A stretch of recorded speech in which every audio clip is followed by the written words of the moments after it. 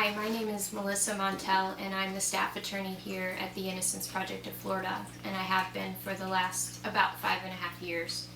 The work that we do here at the Innocence Project of Florida has monumentally impacted my life in more ways than one, but more than anything, it's my interaction with the clients that impact my life.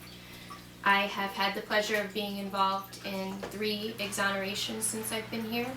I'm going to tell you a quick story about the exoneration of Derrick Williams, who served 18 years of a life sentence for a crime he did not commit. The timing of Derrick's exoneration was unexpected. That's because an order had been issued vacating his conviction a couple of weeks before, but the state, as usual, was appealing that order. The judge wrote a brilliant appeal-proof order, but the state was fighting it anyways. So we were trying to get Derrick out on bond pending his retrial.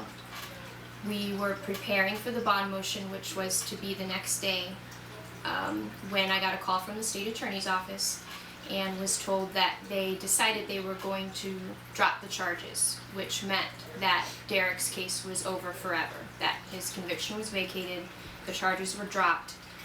He was going to get out a completely free man and never have to deal with this particular conviction again.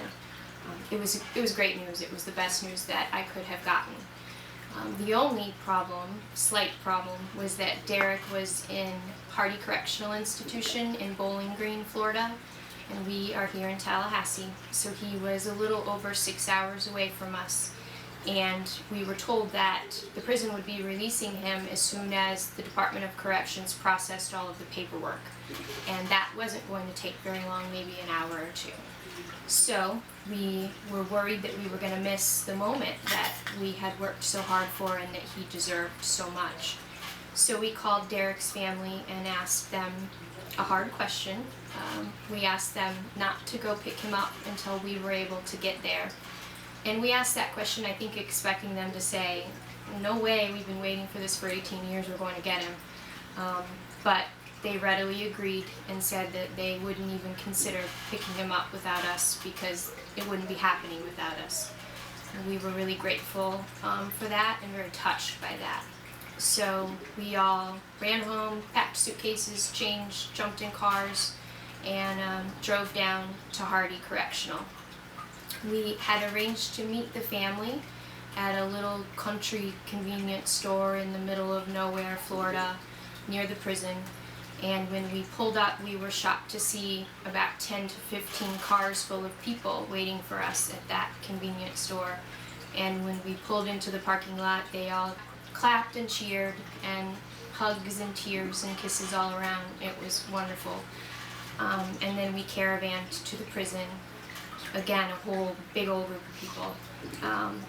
When we walked into the reception area, there was Derrick sitting in a chair with a couple guards hanging around who were just chatting with him. Still in his prison blues, with a beautiful, big, but kind of nervous smile on his face. And it struck me at that moment that he had been sitting there, a free man, for hours. That he could have gotten up and walked out at any time, but that he chose to wait for us. Again, so touching and profound for me as a human being and as a lawyer. So we gave him some real person clothes to put on. He changed, and we walked him out into the arms and cheers, loud, raucous cheers, of his beautiful family. I will never forget that moment. All of my exonerations touch me in a different way. His was special in that way, and that he waited, and that his family was so wonderful and so supportive. The men and women that we help are real people, and they deserve to be helped, and we need your help in order to keep doing that. I'm asking you to pledge your support to the Innocence Project of Florida on Giving Tuesday, December 3rd, and help give the priceless gift of freedom to innocent men and women in Florida prisons. They are sons and daughters who are locked away from their families and in prison for crimes they did not commit. Without your support, we wouldn't be able to fight to unlock the truth for the wrongfully convicted. And we thank you for your support.